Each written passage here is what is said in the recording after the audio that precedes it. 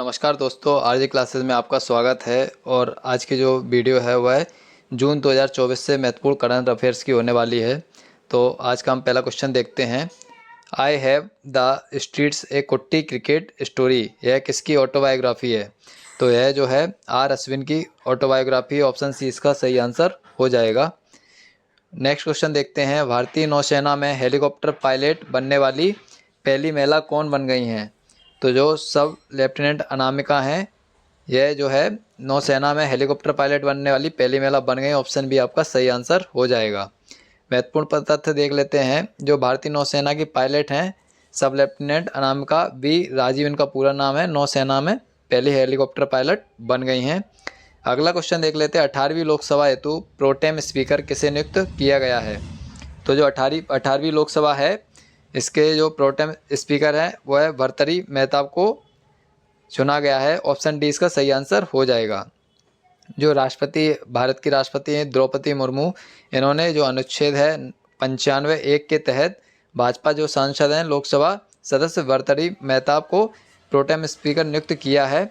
और जो pro tem speaker है इसका मतलब समझ लेते हैं। जो प्रोटेम स्पीकर है यह लैटिन भाषा का शब्द है जिसका अर्थ होता है कुछ समय के लिए। इसका अर्थ यह होता है प्रोटेम स्पीकर लोकसभा की पहली बैठक की अध्यक्षता करता है, नवनिर्वाचित सांसदों को शपथ दिलाता है एवं अध्यक्ष एवं उपाध्यक्ष के लिए जो मतदान होता है उसका संचालन करता है। इसके बाद हम नेक्स्ट क्वेश्चन देख लेते हैं। विश्व में सबसे ज़्यादा कमाई करने वाले खिलाड़ियों में पहला स्थान किसका है? तो जो फुटबॉलर हैं क्रिस्टियानो रोनाल्डो, यह दुनिया में सबसे ज़्यादा कमाई करने वाले खिलाड़ी हैं। रोनाल्डो ने जो है 2167 करोड़ रुपए की जो कमाई के साथ पहले स्थान पर रहे हैं। और इसके अलावा जो जॉन रेहम है यह दूसरे स्थान पर हैं और लियोनेल मेसी तीसरे स्थान पर हैं। नेक्स्ट क्वेश्चन देख लेते हैं। 18वीं लोकसभा का स्पीकर कैसे चुना गया है? तो जो ओम बिरला जी हैं इन्हें 18वीं लोकसभा का स्पीकर चुना गया है। इससे पहले जो भर्तृहरि मेहताब थे वह प्रोटेम स्पीकर थे और जो स्पीकर हैं वह ओम बिरला जी बने हैं। और ओम बिरला जी को जो है 18वीं लोकसभा का पुनः स्पीकर चुना गया है और ये जो है कोटा सीट से चुनाव लड़ते हैं और इन्हें 17वीं लोकसभा का स्पीकर भी चुना गया था। अगला क्वेश्चन देख लेते हैं। किस दक्षिण भारतीय फिल्म स्टार को यूएई का गोल्डन वीज़ा मिला है? तो जो दक्षिण के सुपरस्टार हैं रजनीकांत, इन्हें जो है यूएई का गोल्डन वीज़ा मिला है। यह गोल्डन वीज़ा क्या होता है यह मैं आपको बताता हूँ। यूएई का जो गोल्डन वीज़ा होता है एक दीर्घकालिक निवास कार्यक्रम है। इसके अंतर्गत जो संयुक्त अरब अमीरात है उसमें रहने, काम करने और अध्ययन करने के लिए जो विदेशी प्रतिभा या निवेशक होते हैं उनके लिए विशेष रूप से बनाया गया है। नेक्स्ट क्वेश्चन देख लेते हैं। दीपा कर्माकर ने एशियाई चैंपियनशिप 2024 में कौन सा पदक जीता है? तो जो दीपा कर्माकर है इन्होंने एशियाई चैंपियनशिप में स्वर्ण पदक जीता है और ऑप्शन ए इसका सही आंसर हो जाएगा। दीपा कर्माकर ने उज्बेकिस्तान के ताशकंद में एशियाई चैंपियनशिप में भारत का पहला स्वर्ण पदक जीता है और यह पहली बार है कि किसी भारतीय जो जिम्नास्ट हैं उन्होंने एशियाई चैंपियनशिप में स्वर्ण पदक जीता है। इसका अगला क्वेश्चन देख लेते हैं। प्रेम सिंह तमांग यह किस राज्य के मुख्यमंत्री बने हैं? तो जो प्रेम सिंह तमांग जी हैं यह सिक्किम राज्य के मुख्यमंत्री बने हैं। ऑप्शन डी इसका सही आंसर हो जाएगा। जो प्रेम सिंह तमांग है लगातार दूसरी बार सिक्किम के मुख्यमंत्री बने हैं, मतलब इससे पहले भी प्रेम सिंह तमांग जी ही सिक्किम के मुख्यमंत्री थे। 9वां क्वेश्चन देख लेते हैं। मानव रहित प्रणाली सेना यूएसएफ की स्थापना करने वाला पहला देश कौन सा बन गया है?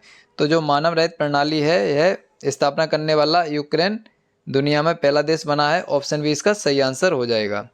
यूक्रेन में जो मानव रहित प्रणाली है यह बनाने वाला पहला देश है और यह प्रणाली हवा, समुद्र और जमीनी क्षेत्रों में मानव रहित और रोबोटिक युद्ध की क्षमताओं को आगे बढ़ाने के लिए समर्पित है। अगर आपको वीडियो अच्छा लगे तो वीडियो को लाइक करें और अगर मेरे चैनल पर नए हैं तो चैनल को सब्सक्राइब जरूर करें। 10वां क्वेश्चन देख लेते हैं। किस राज्य का उच्च न्यायालय मासिक धर्म अवकाश नीति को लागू करने वाला पहला हाईकोर्ट बना है?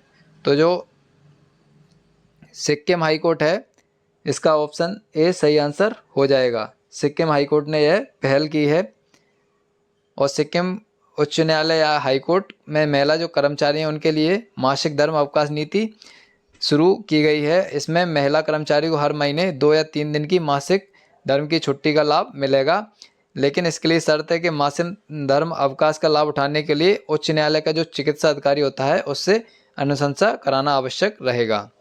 11वां क्वेश्चन देख लेते हैं। चेन्नई के पास मापेडू में भारत के पहले मल्टी लॉजिस्टिक पार्क का निर्माण किस कंपनी द्वारा किया जा रहा है? तो भारत का पहला जो मल्टी लॉजिस्टिक पार्क है यह रिलायंस इंडस्ट्री द्वारा स्थापित किया जा रहा है। ऑप्शन सी इसका सही आंसर हो जाएगा। नेक्स्ट क्वेश्चन देख लेते हैं। भारत का पहला नॉर्वेस्टर अध्ययन केंद्र किस राज्य में स्थापित किया जा रहा है? तो भारत का जो पहला नॉर्वेस्टर अध्ययन केंद्र है ओडिशा राज्य में स्थापित किया जा रहा है। ऑप्शन बी इसका सही आंसर हो जाएगा। जो नॉर्वेस्टर शोध केंद्र है यह ओडिशा का जो भद्रक जिला है उसके चंदवली में स्थापित किया जाएगा और इस योजना को पूरे करने का लक्ष्य 2026 रखा गया है। अगला क्वेश्चन देख लेते हैं। देश के नए सेनाध्यक्ष के रूप में किसे नियुक्त किया गया है? तो ऑप्शन ए इसका सही आंसर हो जाएगा। उपेंद्र द्विवेदी जी को देश का नया सेनाध्यक्ष नियुक्त किया गया है और जो उपेंद्र द्विवेदी जी हैं इन्होंने जो वर्तमान में जनरल मनोज सिंह पांडे थे इनका स्थान ग्रहण किया है। अगला क्वेश्चन देख लेते हैं। ओडिशा राज्य के नए मुख्यमंत्री कौन बने हैं? तो ओडिशा राज्य के जो नए मुख्यमंत्री हैं वह मोहन चरण मांझी जी बने हैं। ऑप्शन सी इसका सही आंसर हो जाएगा। भाजपा नेता मोहन चरण मांझी जो हैं ओडिशा के नए मुख्यमंत्री बन गए हैं। इसके अलावा के.वी. सिंहदेव और प्रवती परिदा को राज्य का उप मुख्यमंत्री बनाया गया है। मोहन चरण मांझी ने 2024 का विधानसभा चुनाव जो है क्योजर सीट से जीता है। 15वां क्वेश्चन देख लेते हैं। क्लाउडिया शिनबाम किस देश की पहली महिला राष्ट्रपति बनी है? तो जो क्लाउडिया शिनबाम है यह जो है मैक्सिको राज्य की पहली महिला राष्ट्रपति बनी है। ऑप्शन सी इसका सही आंसर हो जाएगा। क्वेश्चन देख लेते हैं। फ्रैंक डकवर्थ का हाल ही में निधन हुआ है वह कौन थे? तो जो फ्रैंक डकवर्थ हैं वह एक सांख्यिकीविद थे। ऑप्शन डी इसका सही आंसर हो जाएगा। महत्वपूर्ण तथ्य देख लेते हैं। जो ब्रिटिश सांख्यिकीविद और डकवर्थ लुईस स्टर्न यानी DLS नियम जो था उसके सह आविष्कारक थे फ्रैंक डकवर्थ। इनका निधन हो गया है। जो डकवर्थ थे और टोनी लुईस द्वारा यह डकवर्थ लुईस पद्धति को बारिश से प्रभावित क्रिकेट मैचों में परिणाम निर्धारित करने के लिए विकसित किया गया था और इस पद्धति का पहली बार अंतर्राष्ट्रीय क्रिकेट में 1997 में उपयोग किया गया था।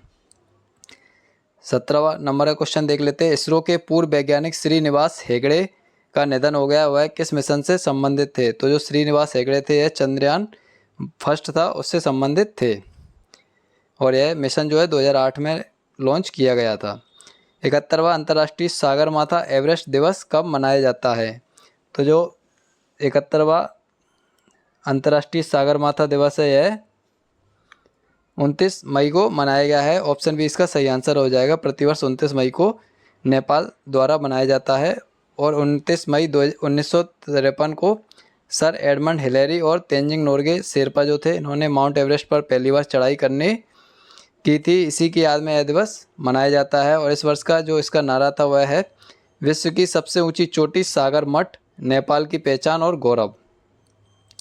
नेक्स्ट क्वेश्चन देख लेते हैं। पहला अंतर्राष्ट्रीय खेल दिवस कब मनाया गया है? तो जो पहला अंतर्राष्ट्रीय खेल दिवस है यह 11 जून को मनाया गया। ऑप्शन बी इसका सही आंसर हो जाएगा। यह दिवस जो है खेल को संरक्षित करने, बढ़ावा देने और प्राथमिकता देने के प्रयासों के तहत मनाया जाता है। अगला क्वेश्चन देख लेते हैं। विश्व संगीत दिवस किस दिवस में मनाया जाता है? तो जो विश्व संगीत दिवस है यह 21 जून को मनाया जाता है। विश्व संगीत दिवस जो है इसको फेते डे ला म्यूजिक के नाम से भी जानते हैं। 21वां क्वेश्चन देख लेते हैं। स्मृति वन किस राज्य में स्थित है? तो जो स्मृति वन है यह गुजरात राज्य में स्थित है। ऑप्शन बी इसका सही आंसर हो जाएगा। गुजरात का जो भुज में स्मृति वन भूकंप संग्रहालय को यूनेस्को प्रिस्क वर्सेल संग्रहालय 2024 के लिए विश्व चयन में शामिल किया गया है और यह जो है कक्ष में जो स्मृति वन है इसमें 2001 का जो भूकंप आया था उसमें खोए हुए लोगों को श्रद्धांजलि देने के लिए बनाया गया है।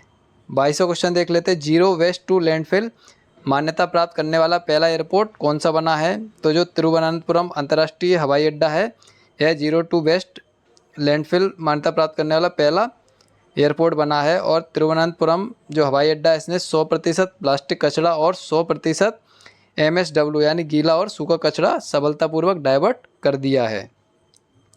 नेक्स्ट क्वेश्चन देख लेते हैं। G7 का 50वां शिखर सम्मेलन किस देश में प्रारंभ हुआ है? तो G7 का जो 50वां शिखर सम्मेलन है यह इटली में प्रारंभ हुआ है। ऑप्शन डी इसका सही आंसर हो जाएगा। और यह जो है 13 से 15 जून 2024 को इटली के पुगलिया में बोर्गो एग्नाजिया रिसोर्ट में जो है प्रारंभ हुआ है।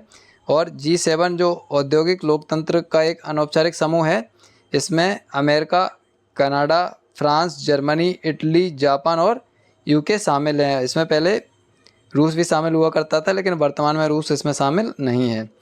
अगला क्वेश्चन देख लेते हैं। हेमिस त्सेचु उत्सव 2024 किस राज्य में मनाया गया है? तो जो हेमिस त्सेचु उत्सव है यह लद्दाख में मनाया गया। ऑप्शन ए इसका सही आंसर हो जाएगा। इसमें जो है भिक्षुओं द्वारा मुखौटा नृत्य के माध्यम से जो गुरु पद्म संभव है के शक्तिशाली और पवित्रता का प्रकटीकरण किया जाता है। 25वां क्वेश्चन देख लेते हैं। पर्यावरण प्रदर्शन सूचकांक में भारत का 2024 में कौन सा स्थान रहा है? तो जो पर्यावरण प्रदूषण सूचकांक 2024 है, इसमें भारत का 176वां स्थान रहा है। ऑप्शन डी इसका सही आंसर हो जाएगा।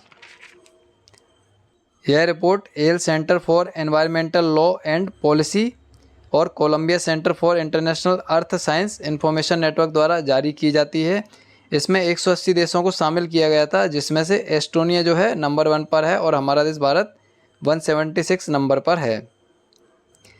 अगला क्वेश्चन देख लेते हैं। हाल ही में आरबीआई यूके से कितने टन सोना भारत लाया है? तो जो आरबीआई है, रिजर्व बैंक ऑफ इंडिया है, भारत में 100 टन सोना वापस यूके से लाया है। ऑप्शन बी इसका सही आंसर हो जाएगा।